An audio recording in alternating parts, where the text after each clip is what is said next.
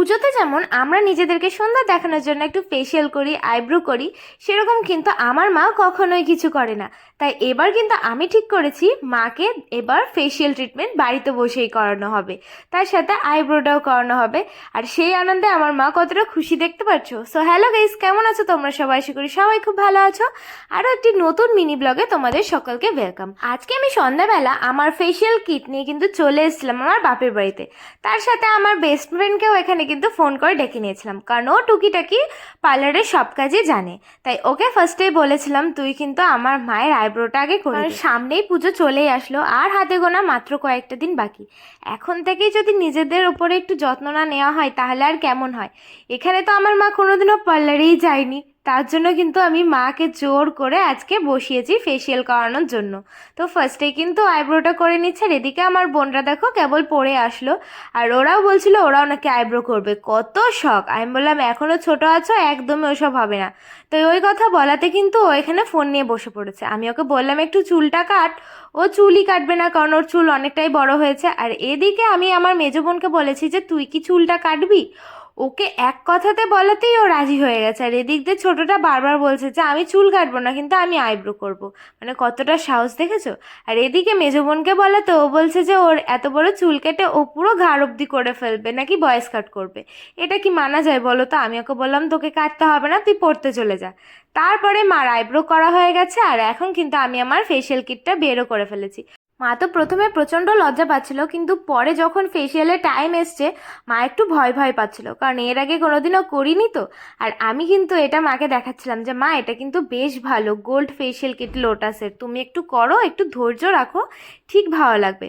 তো ফার্স্টেই কিন্তু পূজা দেখো মায়ের মুখটা ভালো করে কিন্তু ক্লিন করে নিচ্ছিল ভেজা গামছাটা দিয়ে, কারণ যেহেতু আমরা সব বাড়িতেই করছি তাই আমাদের কাছে কিন্তু ওই ফেসিয়ালের যে টিস্যু পেপারগুলো থাকে ওগুলো কিন্তু ছিল না। তো এক এক করে কিন্তু ফার্স্ট প্রসেস শুরু হয়ে গেছে। ফার্স্টে যে ক্রিমটা ছিল ওটা কিন্তু মায়ের মুখে দিয়ে দিয়েছে, আর মা এখানে বলছে যে তোরা কি করছিস আমার মুখ নিয়ে, আমি তো ঠিক করে নিঃশ্বাসই নিতে পারছি না। দেখতেই পারছো মা বক বক করছে। আমি মাকে বলছি তুমি একটু ধৈর্য ধরো, তো সব ভালো লাগবে, তোমার মুখে যত নোংরা আছে সব আজকে পরিষ্কার করে ফেলবে ও।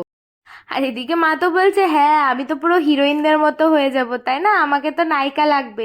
আমি তো মাকে বলছিলাম হ্যাঁ দরকার হলে তাই লাগবে। এদিকেও দেখো মাসাজ করছে, আর মা দেখো নাক মুখ কেমন করে নিয়ে রেখে দিয়েছে।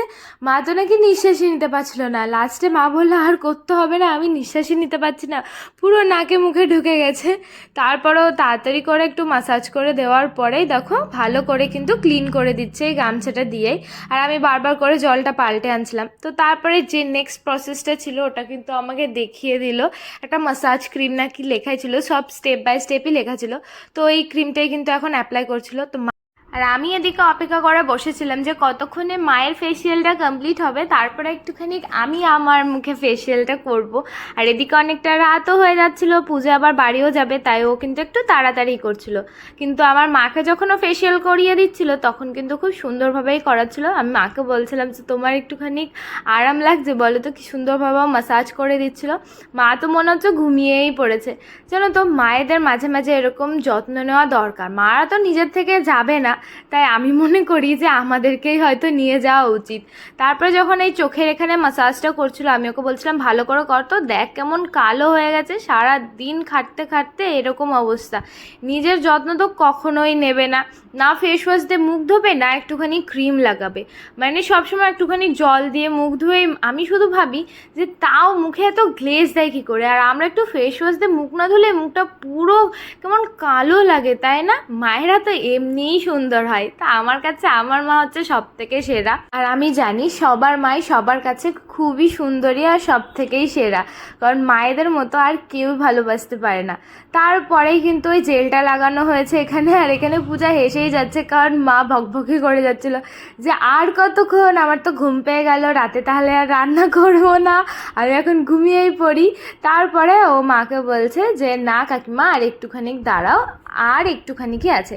তো আমি তো এখন এক্সাইটেড ছিলাম যে এখন আমার স্কিন কেয়ার করবো আমি। তোমরা অনেকেই জানতে চেয়েছো তো তুমি মুখে কি লাগাও। দেখো এই ফেসিয়াল কিটটা কেনা হয়েছে, এখন আমি একদিনও অ্যাপ্লাই করিনি, ফার্স্ট মাকেই কিন্তু অ্যাপ্লাই করানো হলো। আমি জানি মা নিজে থেকে কোনোদিনই করতো না, তার জন্যই কিন্তু মাকে জোর করে ফেসিয়ালটা বাড়িতেই করানো। তো মায়ের মুখটা আগে থেকে অনেকটা ক্লিন লাগছিল আর অনেকটা ফ্রেশ লাগছিল, বেশ ভালোও লেগেছে নাকি মায়ের। তোমাদের আমি মায়ের স্কিনটা পরে শেয়ার করব, যেটা আমার করতে বোর্ডে নেই, কারণ আমি আর ফেশিয়াল করিনি।